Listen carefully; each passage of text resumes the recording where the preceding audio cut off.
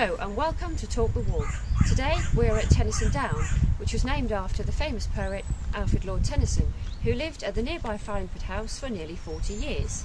Now the down itself is a grassy whale-backed ridge of chalk which rises to 482 foot above sea level.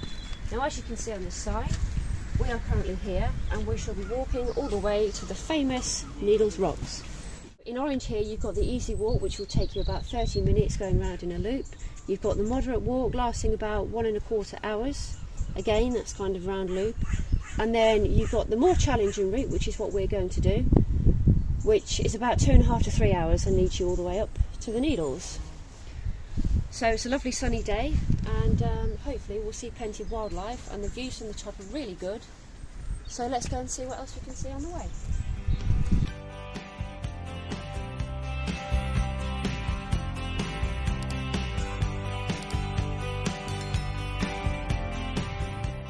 So we've only been climbing for about 10 minutes and already you can see the top of the Tennyson Monument, which stands on the highest part of Tennyson Down. Now the views are already really lovely. Behind us you can see Freshwater Bay with the military road climbing up the cliffs and back down again. You can see Compton Bay followed by Brook Bay. Over to my right you can see the Fawley Power Station and the town of Yarmouth, where the ferry goes across to the mainland to Lymington.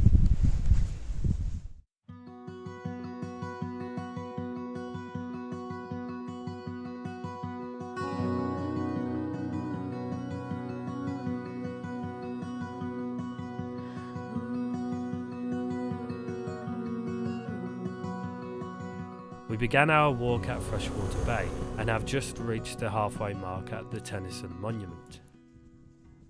Tennyson was an English poet who was born on the 6th of August 1809. Along with his wife Emily, they were searching for a home and were told that Farringford House was available for rent.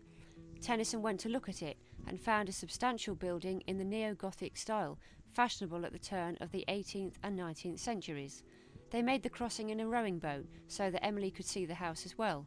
She was immediately struck by the view from the drawing room window, and they decided they would rent it with an option to purchase.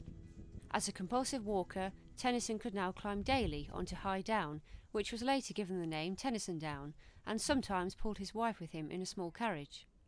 Tennyson was a poet of landscape and views, and settings were of great importance to him. Surrounded by trees, Farringford had a sizable estate reaching down to the sea.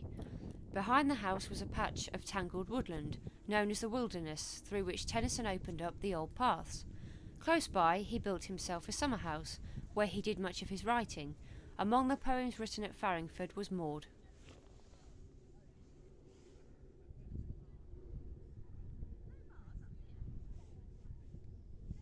Here is a half-sized replica of the original Nodes beacon, an ancient navigation sea mark which stood on the highest part of Tennyson Down. An outline drawing of the beacon is incorporated into the logo of Totland Parish Council.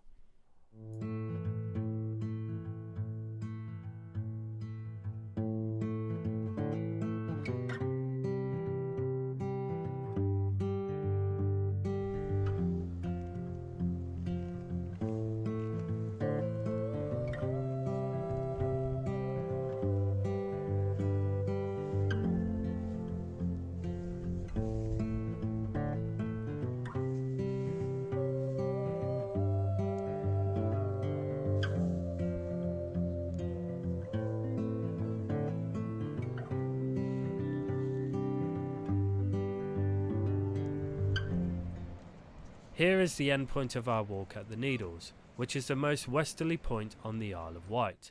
The Needles are one of the most photographed groups of rocks in the world, and they get their name from a needle-shaped rock, which was about 120 feet high. Known as Lot's Wife, it collapsed into the sea in 1764, which was said to have been heard many miles away. The stump of this pinnacle can still be seen at low water, where it forms a dangerous reef.